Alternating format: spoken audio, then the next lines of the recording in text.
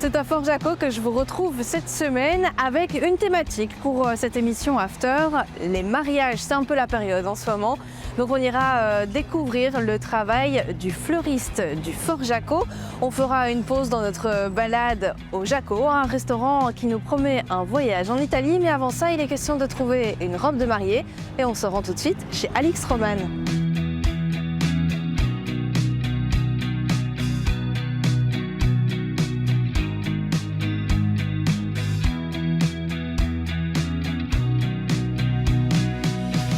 Moi, je m'attendais en venant ici à ne voir que des robes blanches, des robes de mariée.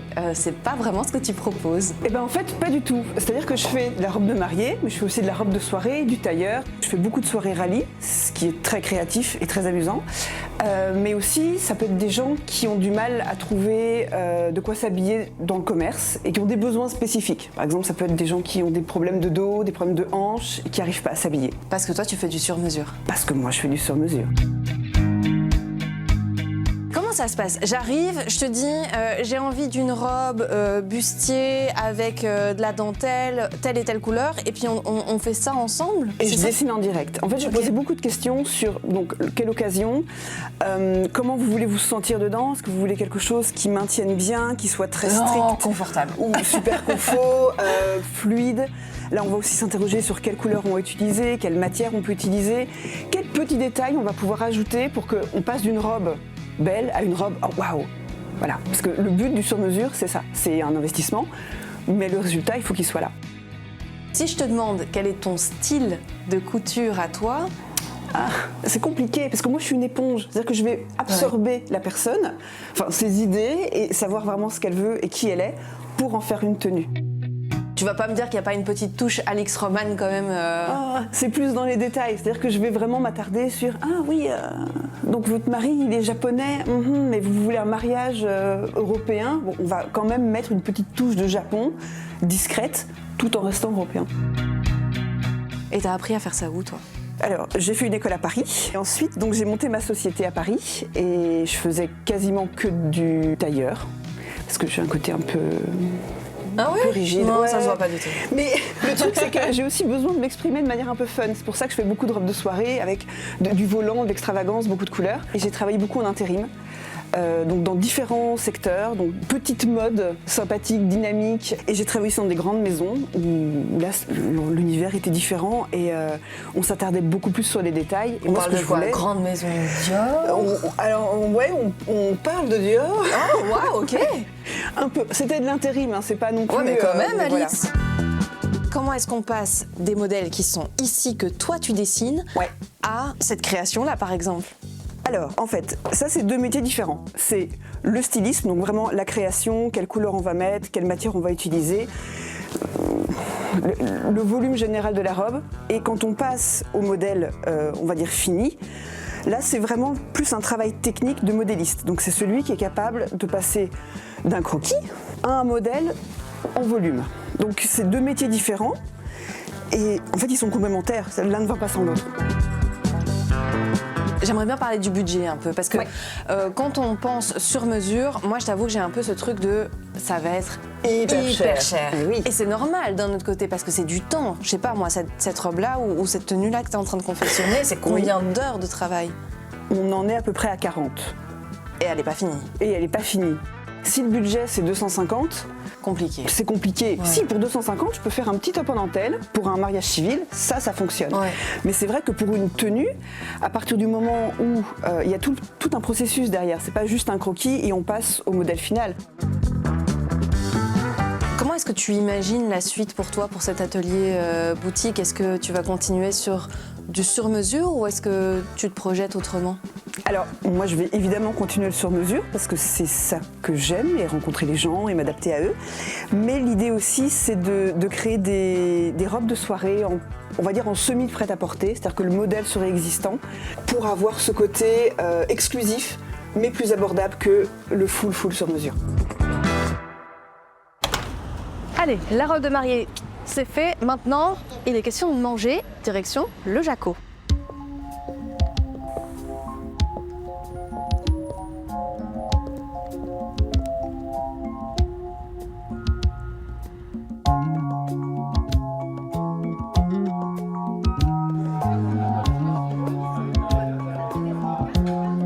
Une personne qui a découvert cette adresse il y a 5 ans et qui reviendrait ici ne reconnaîtrait plus du tout l'endroit. Vous l'avez complètement repensé, transformé. Oui, tout à fait. À l'époque, il faut savoir que si on parlait d'une brasserie, pensez autour d'une cuisine centrale, comme ça il y a une belle communication entre le restaurant et la cuisine.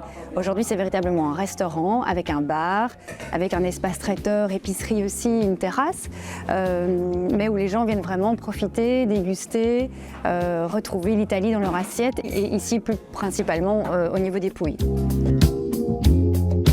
Vous venez toutes et tous des Pouilles dans l'équipe en cuisine. C'est votre région à vous. Oui, moi et l'autre chef Francesco, on a fait une sélection de garçons et filles qui viennent de chez nous, du nord des Pouilles, c'est les Gargano.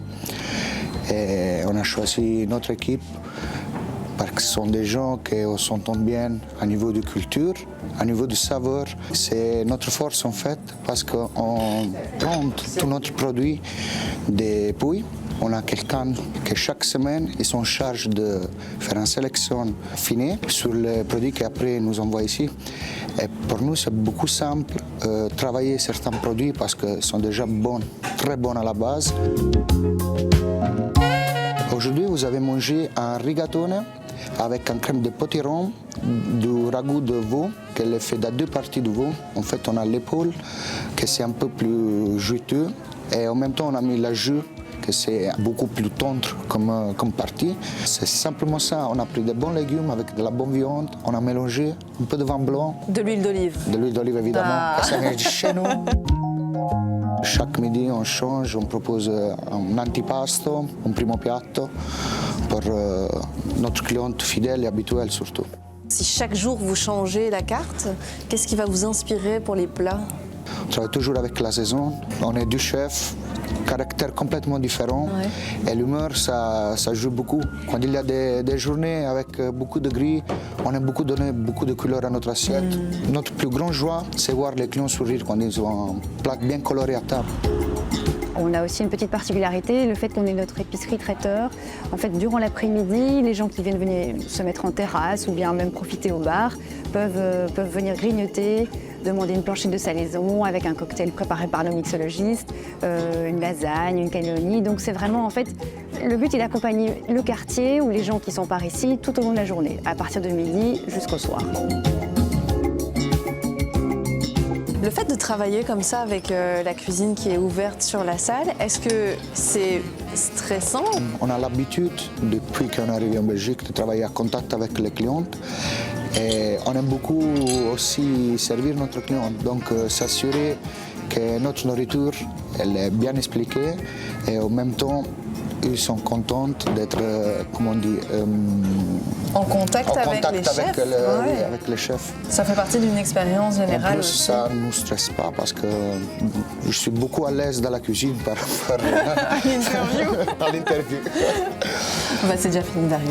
Grazie.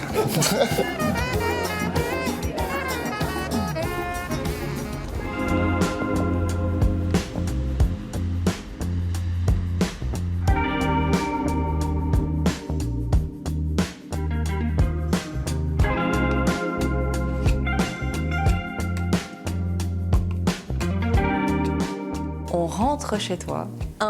Il y a évidemment l'odeur des fleurs, mais il y a aussi toutes ces couleurs. C'est vraiment une beauté, ce magasin.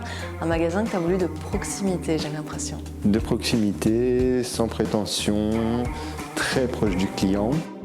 J'ai cette chance d'ouvrir ce magasin dans un quartier où il y a de la culture, il y a du savoir-vivre, il y a du goût. Je suis entouré de très belles maisons, de très belles œuvres d'art. Donc je veux remettre dans la tête de ma clientèle de s'adapter aux œuvres d'art, à l'époque de construction de vos maisons, au style intérieur que vous donnez. Il vaut mieux venir avec une description de son intérieur ou de l'intérieur de la personne à qui on veut offrir des fleurs plutôt que de dire cette personne aime les roses ou cette personne aime tel type de fleurs en fait, si je comprends bien. Exactement. J'ai une chouette clientèle qui vient de beaucoup plus loin, qui vient d'Anderlecht par exemple, qui sont tous des jeunes de moins de 20 ans, qui sont tout bien amoureux de ce système de théorie justement. Donc ils viennent plutôt chez moi me raconter leurs histoires d'amour, me raconter leurs histoires de famille, pour que je puisse créer quelque chose avec, tout simplement. Pour le mariage qu'on me demande actuellement sont beaucoup de mariages champêtres. Donc on part avec du gypsophile, de l'eucalyptus, du blé, ainsi de suite. Je me permets de rajouter ces branches de lierre dedans. C'est juste la théorie, La symbolique aussi. La symbolique de cette fidélité. Mhm. Le magasin, en tant que fleuriste, a déjà plus de 17 ans. Une autre jeune fille de plus ou moins mon âge a tenu ce magasin pendant 17 ans. Avant ça, des vêtements, du prêt-à-porter. Et au tout début, dans les années 30, donc le bâtiment date de 31, c'était une blanchisserie. Nous, on a vraiment voulu garder l'aspect du bâtiment et d'époque, en gardant les vitrines d'origine, qui sont encore du verre coulé sur sable, la porte à 100 ans. Et qui offre une superbe luminosité pour les plantes, si je puis me permettre. Ça aide. Un bâtiment plein d'histoires, une histoire aussi ancrée dans le quartier. Ça a toujours été des boutiques de proximité, en fait. Tout à fait. Ouais. Et le fait d'avoir récupéré ce comptoir en bois, qui est dans sublime. le quartier depuis plusieurs générations, qui était le comptoir des boulangers ici au coin de la rue, qui est, en tant que fleuriste, super agréable Oh, oui, de j'ai travailler sur l'impression. du bois, très bonne hauteur, des tiroirs partout, très solide, il résiste à tout. Et beaucoup de gens viennent juste le voir, y compris la famille du boulanger qui vient toujours en reparler aussi. L'oxalis mauve, vous pouvez la manger. Faites-moi confiance. Je te fais Comme complètement ça, confiance. En un coup en Ah ouais bouche. Un petit peu pomme acidulée. Oh, c'est bon. Ah oui, de la pomme granny. Ouais, vraiment. Hein. Donc on peut la mettre en salade. Oh, ça relève ta salade, ça. On veut créer une petite communauté entre les clients, les commerçants. Le Fort Jaco compte quand même plus de 200 commerçants. On se soutient énormément et l'association du Fort Jaco travaille beaucoup, mais beaucoup d'actions pour faire revenir le client ou fidéliser le client au quartier. J'ai la possibilité d'ouvrir encore sur un jardin pour pouvoir faire les dimanches après 14h, magasin fermé, un apéro avec des démonstrations. Des démonstrations plus un attrait, pouvoir chipoter à la fleur, chipoter à la plante, faire sa jardinière, créer son milieu de table, écouter chouette. toute la théorie qu'il y a là-dessus Ouais. et en faire ce qu'on veut parce que ça reste de l'art. De là partir avec ou pas. Mais j'ai beaucoup de demandes dans le quartier. On se retrouve souvent devant la porte à discuter, 5, 6 personnes du quartier pour beaucoup échanger. Mais si je peux les amener hors de la chaussée et les amener au petit jardin derrière, ça sera beaucoup plus sympathique. Faire rentrer le quartier chez le fleuriste du Fort Jaco. Exactement. Que vous ayez un mariage au programme de prévu dans les mois qui arrivent ou non, peu importe, j'espère que cette émission vous aura donné envie de vous balader dans ce quartier de Fort Jaco. Si vous avez des idées d'adresses à nous faire découvrir, vous pouvez m'écrire after@bx1.be. À tout vite.